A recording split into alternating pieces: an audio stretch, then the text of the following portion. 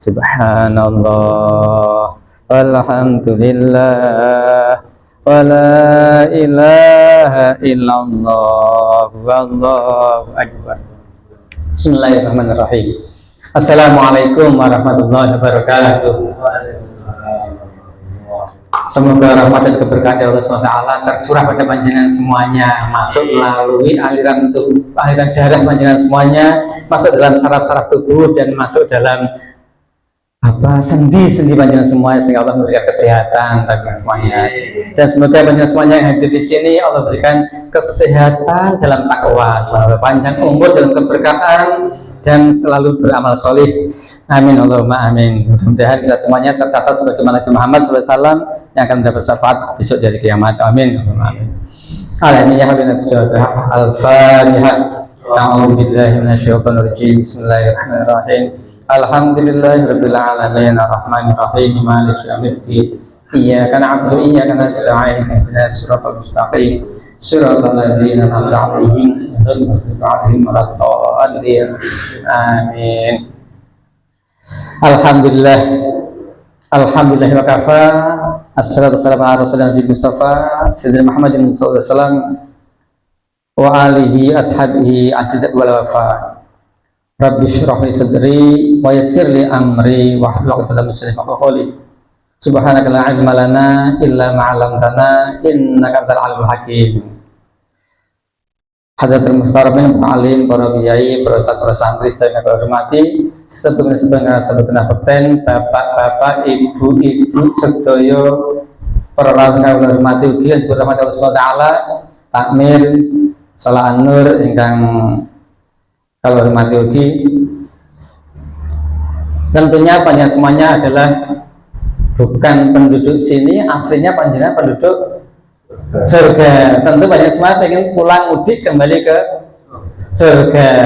Syaratnya mudah apa susah? Mudah apa gampang masuk surga? Kunci sudah panjenengan pegang kuncinya. Kunci jangan pegang toh? La ilaha illallah. Kuncinya jangan pegang, tapi bisa nggak dipakai membuka surga nanti? Karena pada akhirnya nanti yang bisa menggunakan kunci itu adalah orang-orang Islam yang kuncinya itu dipegang, tidak pernah jatuh, kuncinya nggak singsal, nggak keselipit, tapi tetap dipegang terus kuncinya, dan terakhir mampu meraih husnul khotimah dengan hati yang selamat, di qalbin salim. Mudah-mudahan panjenengan semua termasuk orang yang qalbun salim, hatinya selamat sehingga mampu meraih husnul khotimah, bisa pulang mudik kembali ke surga Allah SWT. Amin Allahumma amin. Jamaah sedaya ingkang kula hormati, malam ini kita akan membaca kitab Bidayatul Hidayah bab maksiat hati. Maksiat fisik jasmani jelas kelihatan, kadang-kadang konangan tonggo, kadang-kadang konangan keluarga, saudara, sahabat, teman. Maksiat hati sering nggak konangan, tapi itu jauh lebih berbahaya ternyata.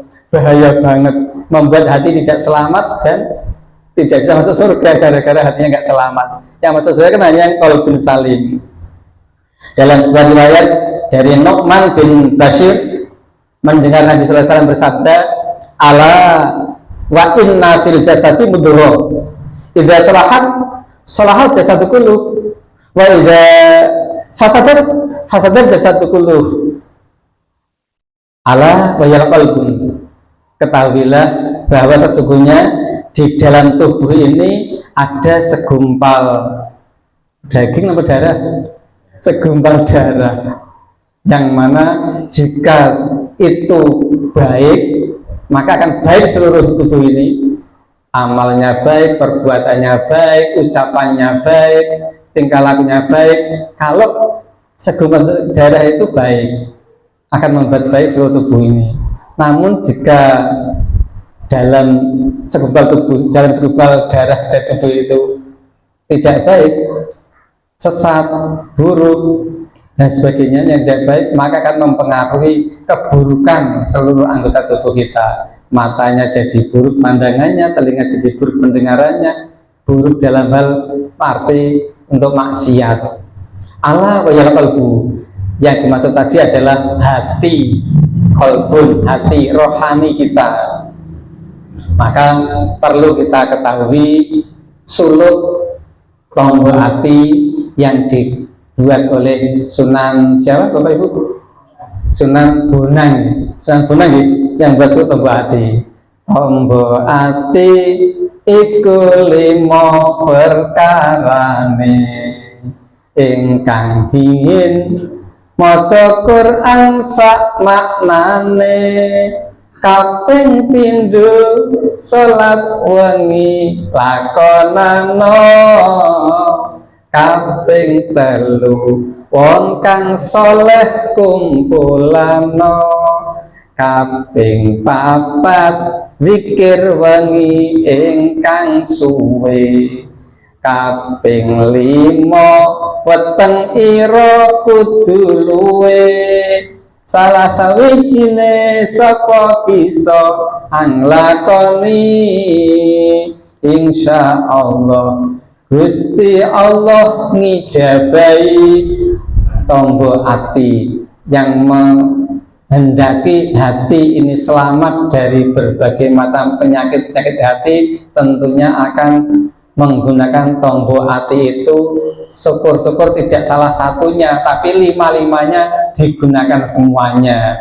Dari baca Quran, dipahami artinya, dari sholat malam juga ditegakkan sholat malamnya, kemudian zikirnya juga diperbanyak, zikir malamnya, suka berkumpul dengan orang-orang soleh, dan mau berpuasa, baik itu puasa wajib maupun yang sunnah ditambahkan, sehingga berusaha menyelamatkan hati dari penyakit-penyakit yang berbahaya.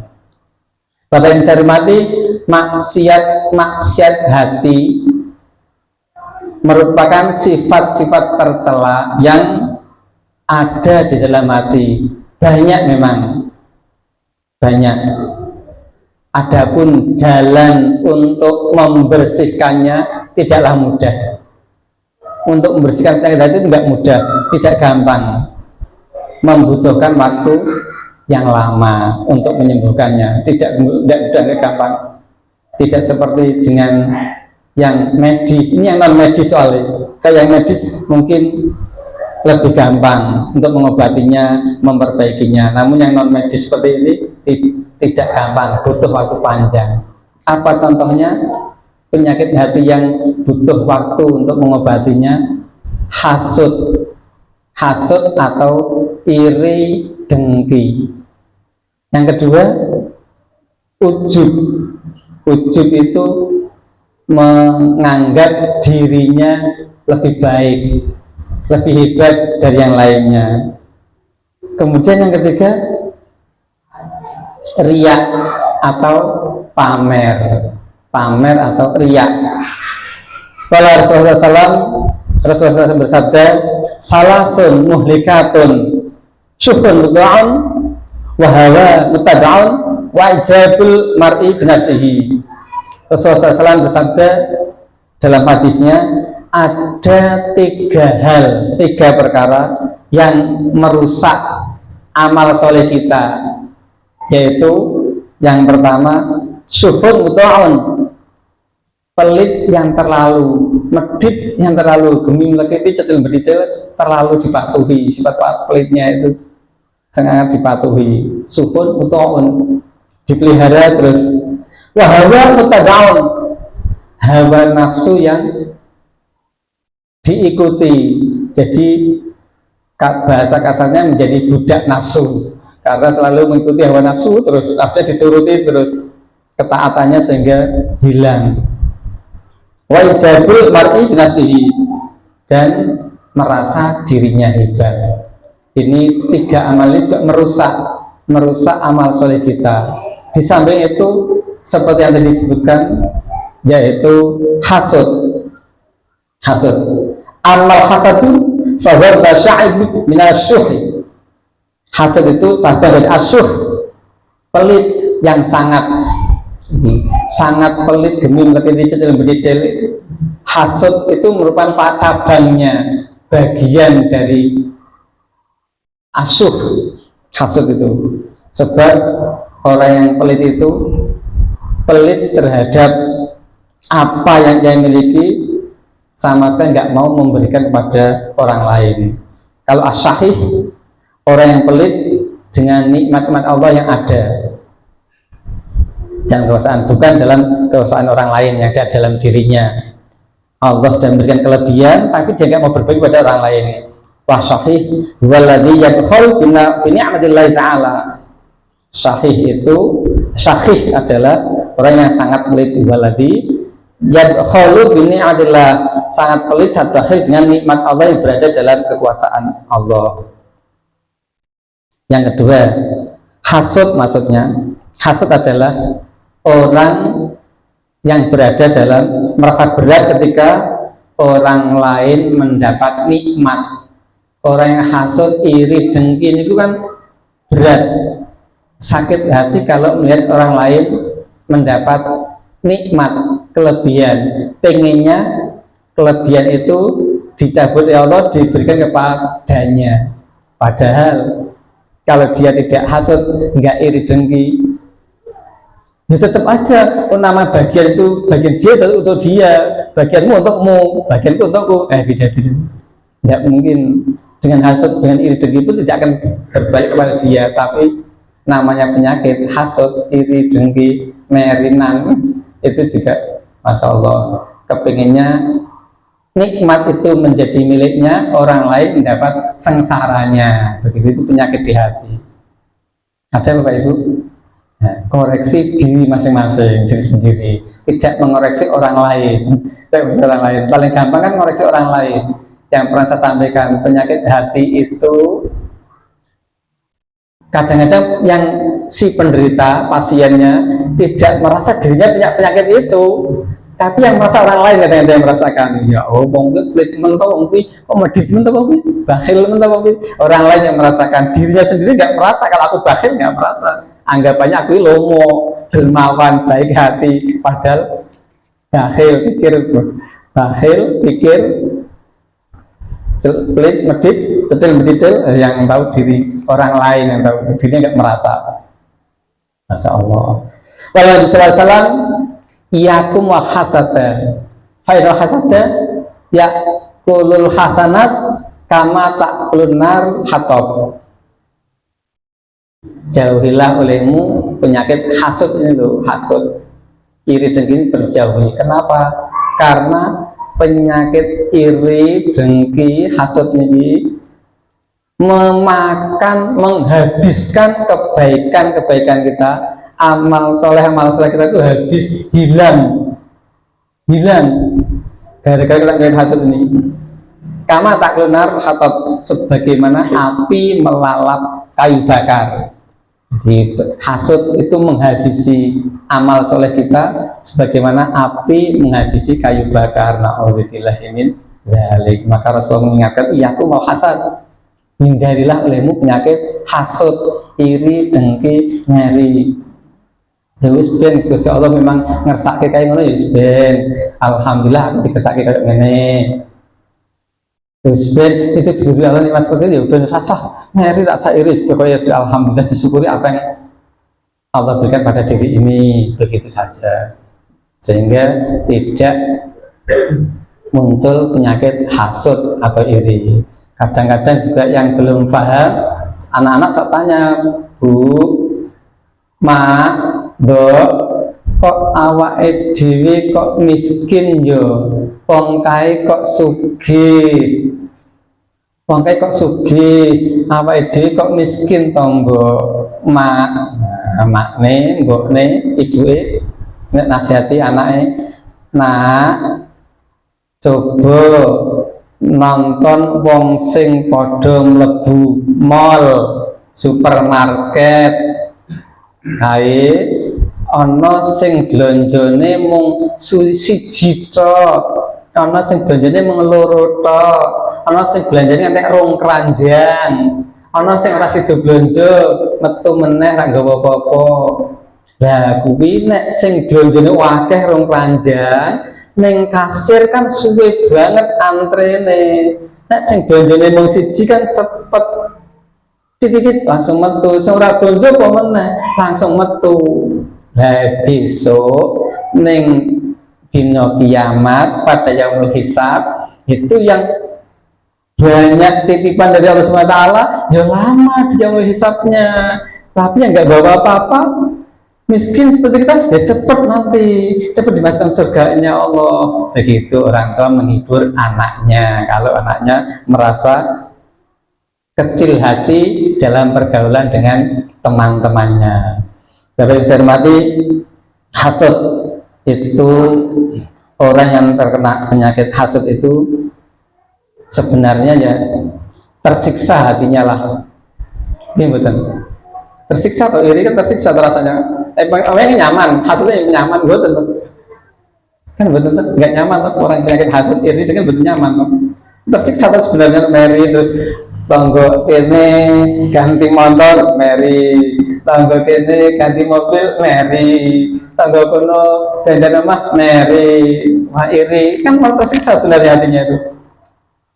Nah, oleh karena itu perlu berusaha untuk menghindari penyakit hasud dengan memperbanyak syukur pada Allah SWT.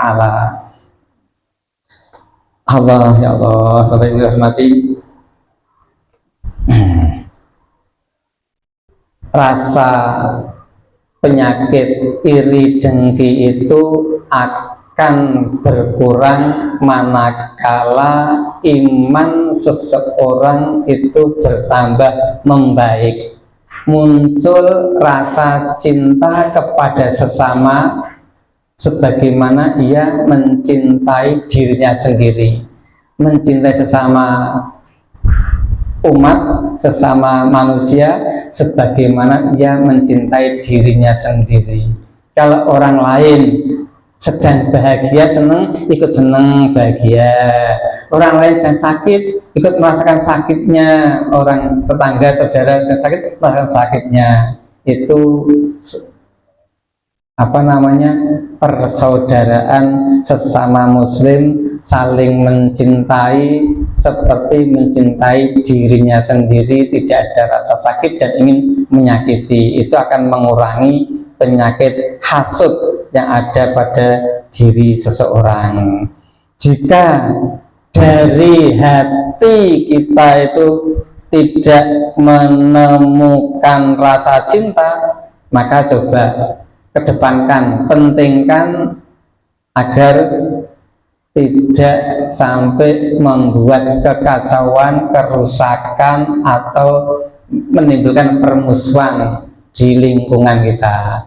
Kalau memang belum bisa menemukan rasa cinta kepada sesama muslim, sesama mukmin, sesama saudara, sama tetangga, belum muncul rasa cintanya, maka berusaha pentingkan. Yang penting aku iso cinta, gak iso gimana supaya tidak menimbulkan kekacauan, tidak menimbulkan permusuhan, tidak menimbulkan kerusakan, kebencian pada saudara-saudara kita.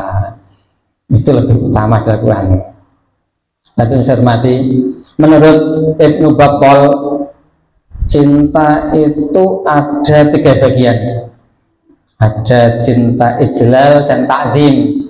Cinta ijlal dan ta'zim itu contohnya adalah rasa cinta yang diiringi dengan mengagungkan, seperti santri cinta pada kiainya, bentuk cintanya karena mengagungkan, sambil mengagungkan, memuliakan, mengagungkan cintanya. Cinta ijlal wa ta'zim. Yang kedua, cinta syufqah dan rahmah, bentuk kasih sayang, yaitu cinta orang tua kepada anak-anaknya, guru pada murid-muridnya, kiai pada santri-santrinya. Itu cinta dengan penuh kasih sayang. Yang ketiga, jenis cinta istihsan, yaitu menganggap baik kepada seluruh manusia, kanan kiri, saudara, tetangga, dianggap baik semuanya. Itu rasa cinta kepada sesama manusia. Al-muslimu akhul muslim, seorang muslim adalah saudaranya orang muslim. Dalam Al-Quran disampaikan innamal mu'minuna ikhwatun, sesungguhnya orang-orang itu bersaudara. Orang mukmin itu saudaranya orang mukmin, sedulure kabeh lah. Padha dene wong mukmin, wong muslim sedulure kabeh, dulure kabeh. Rasa meri-merinan, rasa tukaran dulure kabeh kok. Bapak Ibu saya hormati, hasud, penyakit iri, dengki itu membangkitkan hal-hal buruk. Di antaranya satu, membangkitkan rusaknya ketaatan kepada Allah SWT. Gara-gara penyakit hasud, iri, dengki, maka ketaatan, ketakwaan pada Allah SWT jadi berkurang, rusak karena penyakit itu. Yang kedua, membangkitkan hawa nafsu untuk bermaksiat, melakukan kejelekan, entah itu maksiat lisan, maksiat tangan, maksiat kaki, mulut, dan sebagainya lah. Penyakit itu, hasud itu menjadi penyebab pula timbulnya rasa capek deh, susah untuk melakukan itu, untuk berbuat itu susah, capek aku, males, nggak mau lagi ya. Diajak berbuat kebaikan, males rasanya. Diajak berbuat baik, jak ngaji, males, jamaah males, sholawatan males, pokoknya diajak berbuat baik males, dijak kerja bakti males, dijak apa-apa yang baik-baik males rasanya, gara-gara punya penyakit hasud, iri, dengki tadi menimbulkan rasa capek, susah untuk berbuat baik. Kemudian hasud itu pula akan membutakan hati nurani. Hati nurani itu kan selalu menyampaikan kebenaran, membisikkan kebenaran pada kita. Kadang-kadang sebelum kita melangkah melakukan suatu amaliyah, sebelum melakukan suatu perbuatan, sebelum mengatakan sesuatu, minta pertimbangan hati nurani, diam dulu.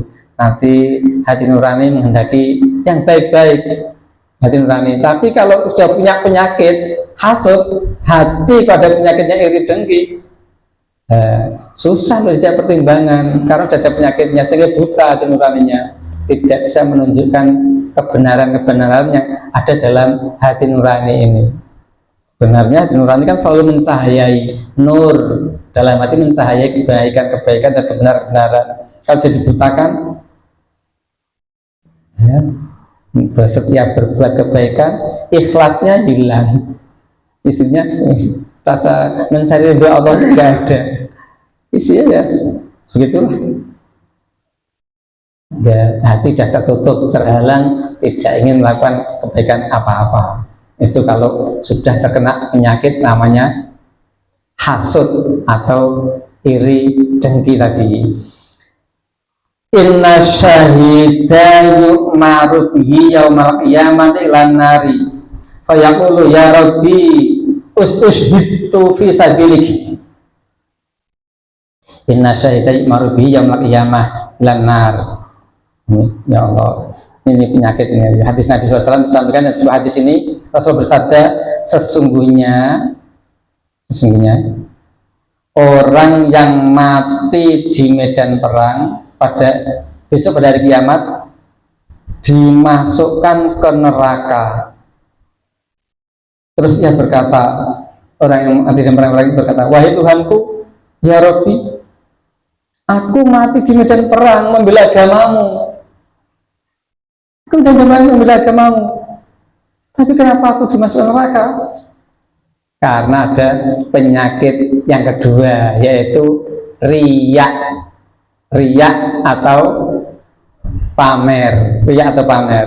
Riya itu termasuk syirik khof, syirik yang sangat lembut, halus, tersembunyi. Riya adalah mencari posisi tinggi untuk dirinya di hadapan manusia agar mendapat pujian, sanjungan dari manusia lain. Itulah riya, pamer, ingin disanjung, dipuji orang lain. Cinta pada pangkat, cinta kedudukan, cinta sanjungan dan pujian, ini kebanyakan orang rusak dengan penyakit riya ini.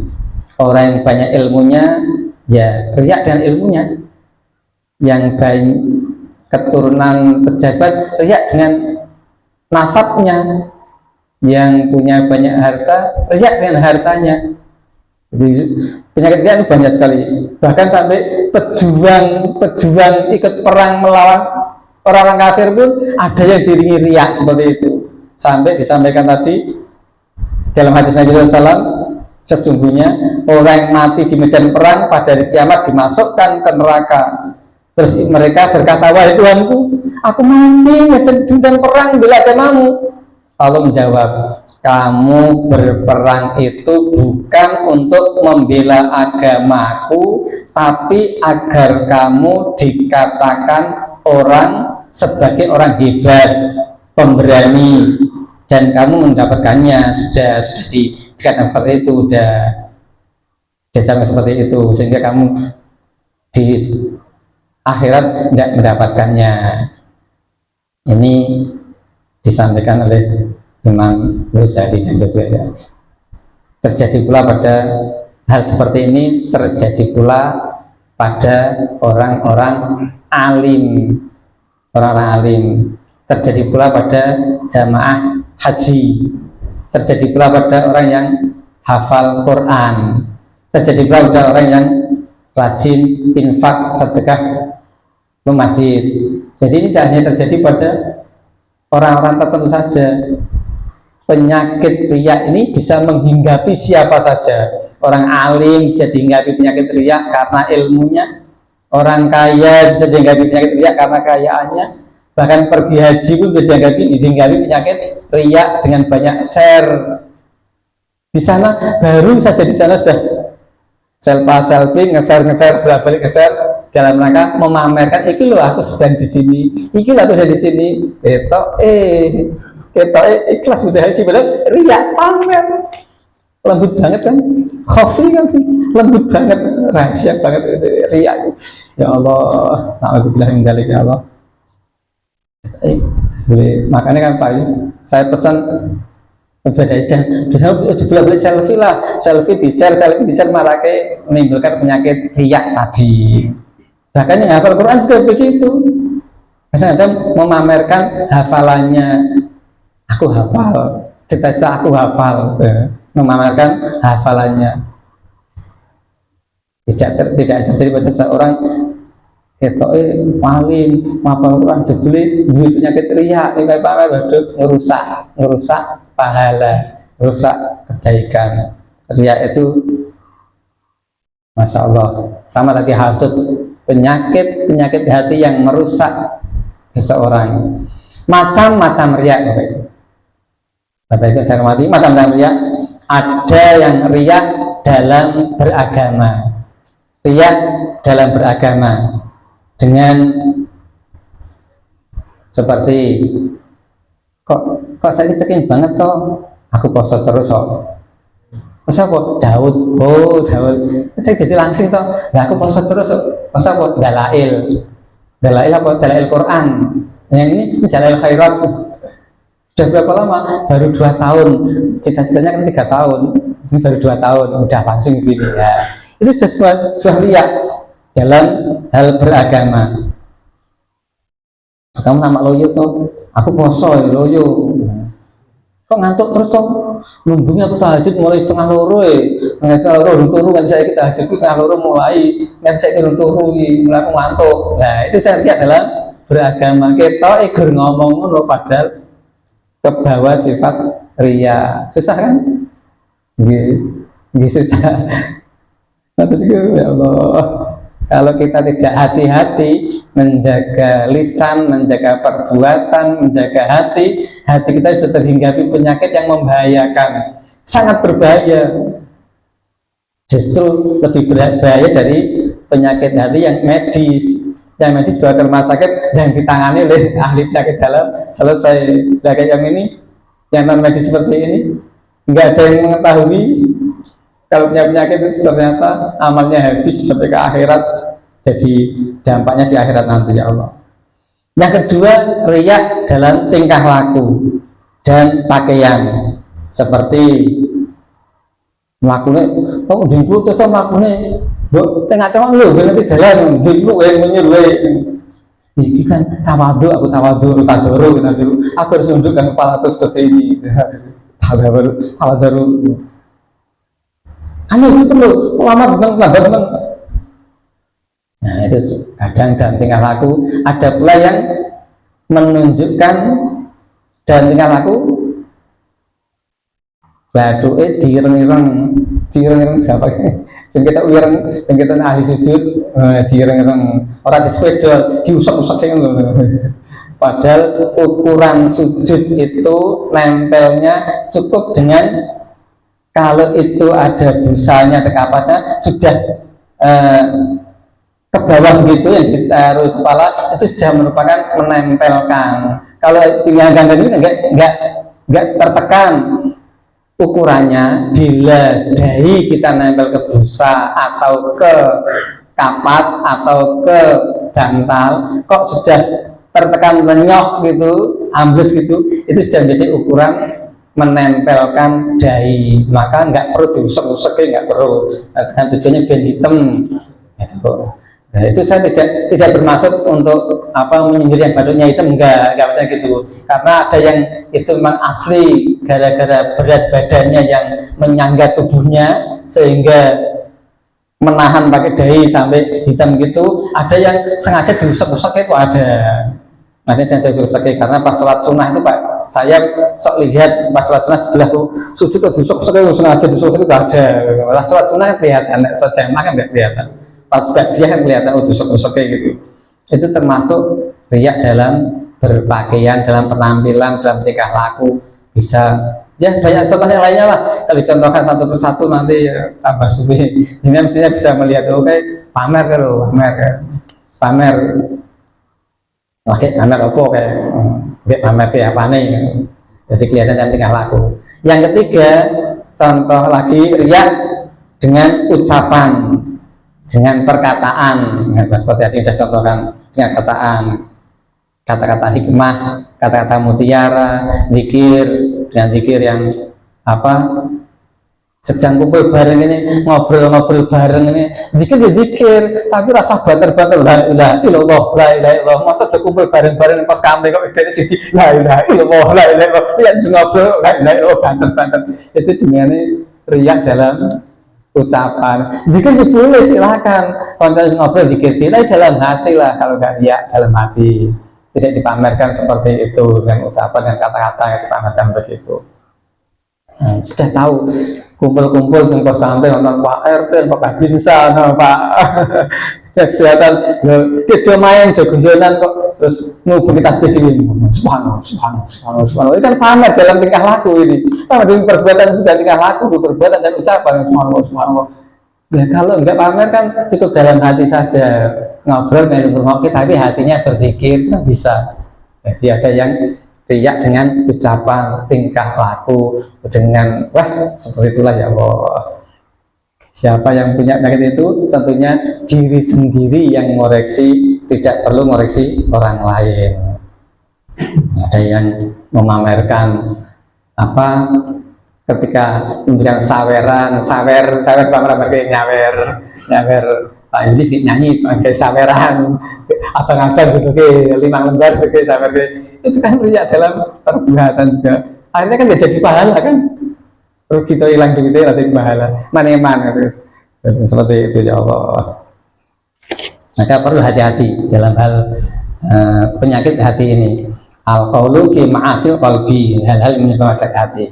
Yang keempat, cabang dari riak lagi, ada riak yang dengan perbuatan seperti sholat yang dipamerke lama banget, padahal naik sholat dewi yang kamar cepet, dan sholat sunnah yang masjid suwe banget, yang mas sholat dewi kan cepet, sebagian yang lihat disuwi banget, apa mereka masih di imam disuwi dawa kayak suratnya ya Allah. Padahal sholat dewi kulhu ini ada sholat dewi, ada sholat jadi imam boleh saya sentuh ya Allah. Rukuknya sujudnya disuwi ke, padahal sholat dewi biasanya baca subhanallahil azim cuma sekali, begitu jadi imam subhanallahil azim 7 kali sampai 9 kali sampai 10 kali suwi nih. Itu namanya riya dalam perbuatan, tidak menampak. Dia tenang tidak menampakkan aslinya nggak begitu, begitu lihat orang begitu. Yang terakhir, yang kelima, cabang riya adalah riya terhadap teman-teman, terhadap para pengunjung, para jamaah, terhadap para teman-teman sekumpulan saudara. Seperti aku wingi aku sowan ning daleme Habib Lutfi ngajak Pak Profesor, tapi alhamdulillah ketemu Habib Lutfi, dapat nasihat ini bagus-bagus.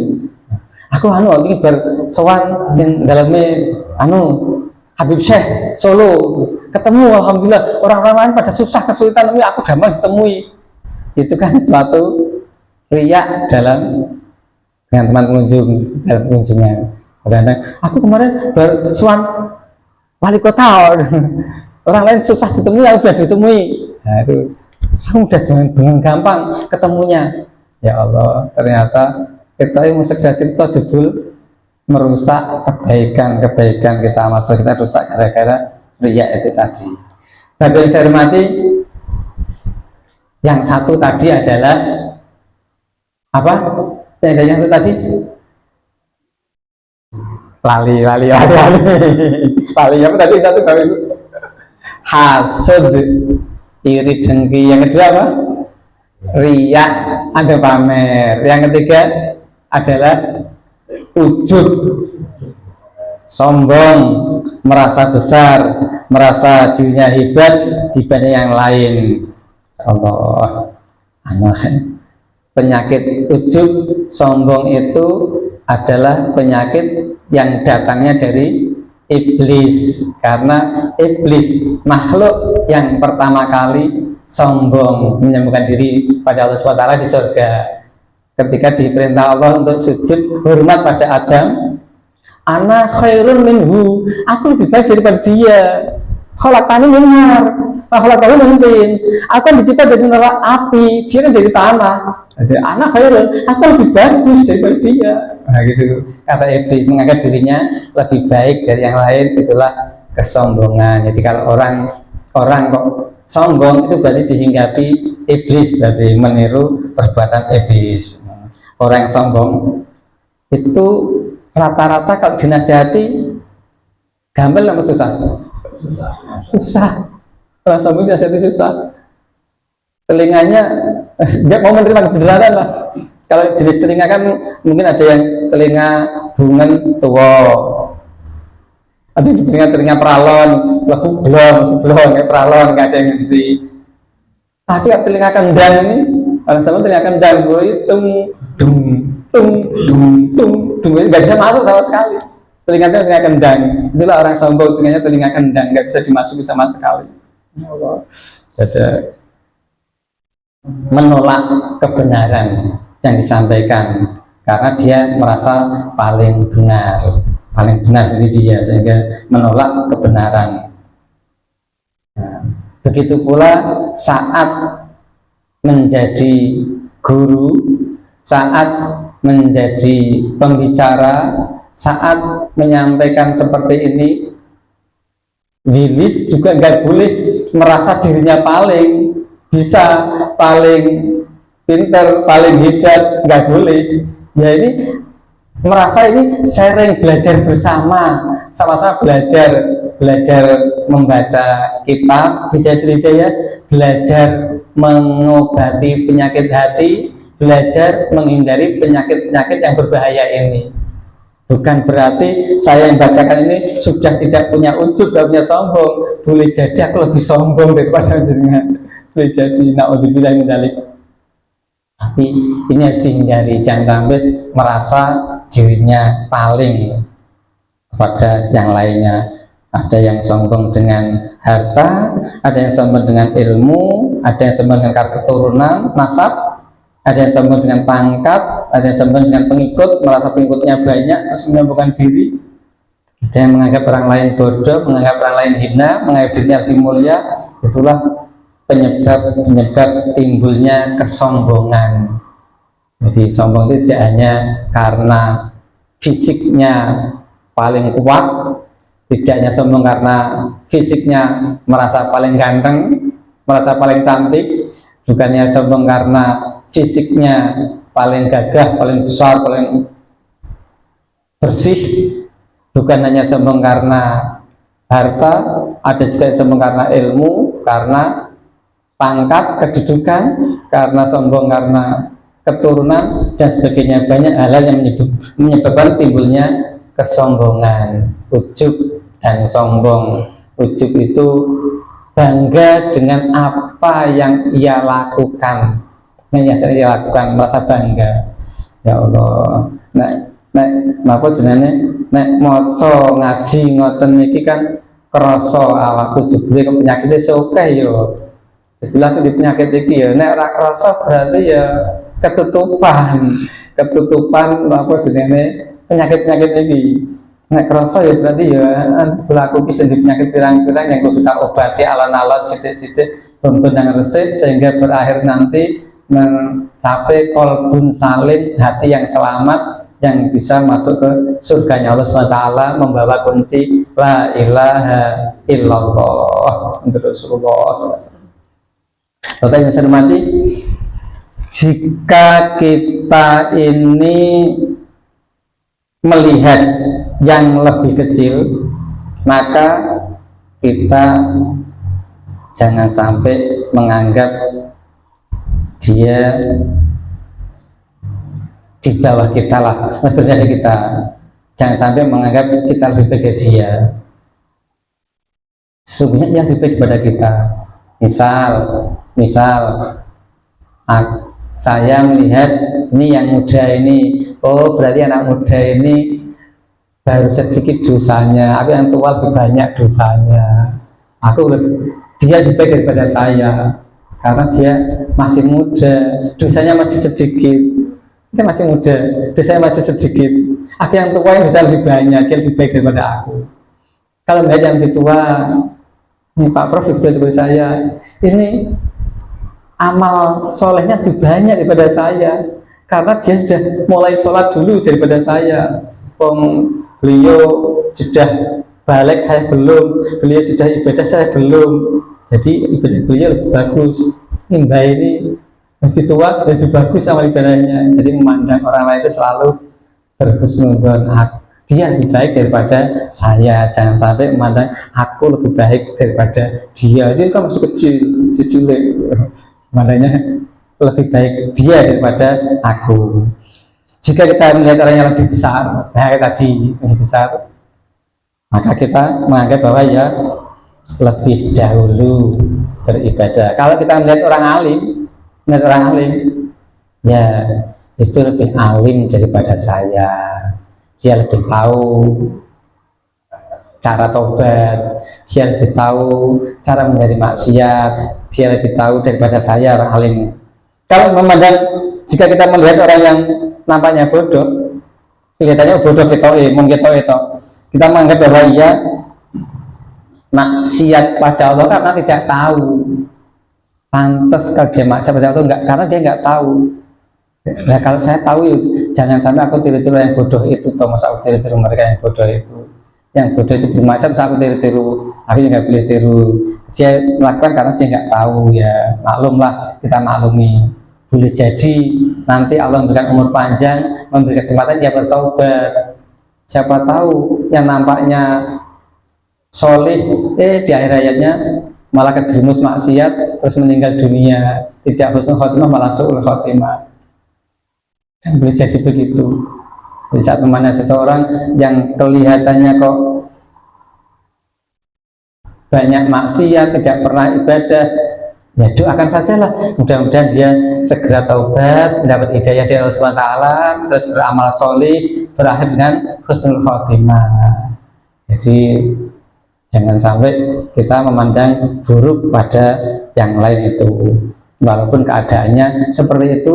Boleh jadi si A yang nampaknya bagus, berakhir dengan su'ul khotimah. Si B yang nampaknya sering maksiat, malah berakhir dengan husnul khotimah karena taubatnya. Oleh sebab itu jangan kita sampai merasa lebih baik daripada orang lain untuk menghindari sifat ujub dan sombong ini. Terakhir saya berikan hadis yang terakhir karena panjang hadisnya, perlu tak baca hadisnya enggak ya? Panjang hadisnya ini. Faqad rawa Ibnul Mubarak bisnadihi an rajulin annahu qala li Mu'adzin ya Mu'adz hadasani hadisan sami'tuhu min Rasulullah sallallahu alaihi wasallam qala sabata Mu'adz hatta zanantu annahu la yasqut summa sakata summa qala wa asyuqahu ila Rasulullah sallallahu alaihi wasallam bila liqaihi summa qala sami'tu Rasulullah sallallahu alaihi wasallam yaqul li ya Mu'adz in mahadasaka fi hadisin in anta hafidtuhu nafa'aka indallah wa bayyatuhu wa la tahfadhu in qata'ta hajataka indallah yaumil qiyamati ya Mu'adz innallaha ta'ala khalaqa sab'atu amlak qabla an yakhluqa samawati wal ard faja'ala fi sama'in minas sab'i malakan bawaban 'alaiha fatasa'adal hafadatu bi amalil abdi min hina yusbiha ila hina yamsi ila akhir hadis. Tak baca artinya saja. Nah, dua turun hadisnya terus paling ya mudeng-mudeng hadis tentang hasud sombong ini dari Ibnu Mubarak. Seseorang bertanya pada sahabat Mu'adz ini, wahai Mu'adz, ceritakan padaku sebuah hadis yang engkau mendengarnya dari Rasulullah SAW. Mu'adz menjawab dengan menangis sehingga ia tidak mau berhenti, kemudian diam, lantas Mu'adz berkata, duh ya Allah, aku rindu sekali pada Rasulullah SAW dan ingin sekali bertemu dengannya. Kemudian berkata, saya mendengar Rasulullah bersabda, wahai Mu'adz, ya Mu'adz, saya menceritakan satu hadis yang jika kamu menghafalnya maka akan bermanfaat di sisi Allah, dan jika kamu menyanyiakannya dan tidak menghafalnya maka kamu tidak akan bisa menjawab di hadapan Allah pada hari kiamat. Wahai Mu'adz, sesungguhnya Allah menciptakan 7 malaikat sebelum menciptakan 7 langit dan bumi. Maka Allah menjadikan setiap satu pintu langit dijaga oleh 1 malaikat. Maka ketika malaikat hafadhah membawa catatan amal manusia, datang membawa catatan amal manusia dari pagi sampai sore, catatan manusia dari pagi sampai sore dibawa oleh malaikat ke atas. Ia mempunyai cahaya seperti cahaya matahari hingga naik sampai ke langit dunia, dan malaikat hafadhah memujinya dan menganggap amalnya baik, duanya bagus bercahaya. Setelah sampai ke langit 1, diperiksa oleh malaikat penjaga langit 1 itu. Malaikat penjaga langit berkata kepada malaikat hafadhah yang membawa amal soleh seseorang itu, hei malaikat hafadhah, pukulkan amal itu pada pemiliknya, pukulkan catatan amal ini ke wajah pemiliknya.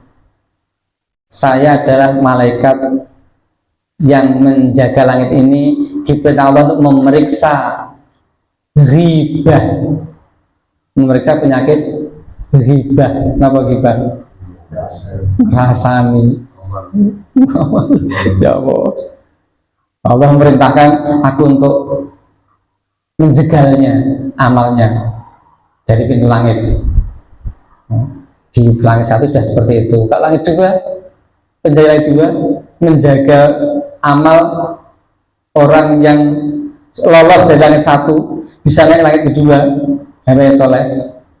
Malaikat dia menghentikan, malaikat hafadhah, pukulkan itu pada pemiliknya, sebab dia itu catatan amalnya itu ada cinta dunia. Maksudnya tidak ikhlas mengharap ridho Allah saja, tapi ada yang embel-embel yang lainnya. Itu kalau beda amalnya. Itu kalau sudah kena sensor seperti lagi satu kena sensor, yang enggak kena sensor lolos sampai dua dari sensor lagi, terus sampai 7 sensornya kan banyak sekali, jaring-jaringnya kan banyak sekali, ayaannya kan banyak sekali. Jadi untuk meloloskan amal seseorang, amal soleh sampai ketemu Allah SWT itu hanya didasari iman, ikhlas, harapannya cuma ridho Allah tok, tidak ada embel-embel yang lain, itu baru bisa lolos menembus 7 langit. Kalau ada embel-embel macam-macam, kena saringan-saringan, kena apa itu sensor 7 kali, ya bisa jadi naik ke 7 baru kena sensornya, terpukul kembali padanya, tidak sampai Allah SWT. Bapak yang saya hormati, na'udzubillah ya Allah, penyakit-penyakit hati ini yang perlu kita camkan, kita resapi, kita hayati, kemudian kita amalkan untuk menjaga hati kita agar hati kita ini termasuk qalbun salim, selamat dari penyakit hati ini, mampu meraih husnul khotimah. Amin. Amin. Demikian yang bisa saya bacakan pada malam hari ini, mudah-mudahan bermanfaat bagi semuanya. Banyak kurang, banyak salah dari saya mohon dimaafkan. Assalamualaikum. Nanti kalau ada semuanya nggak cukup waktu ini, dilanjutkan pada lain kesempatan, insya Allah masih banyak sekali bab ini. Jadi bab yang ini al-qaul fi ma'asil qalbi ini banyak sekali, tapi tidak diselesaikan malam ini, insya Allah pada lain kesempatan. Assalamualaikum warahmatullahi wabarakatuh. Kita tutup dengan doa penutup majelis bersama. Subhanakallahumma wa bihamdika asyhadu an la ilaha illa anta astaghfiruka wa atubu ilaik.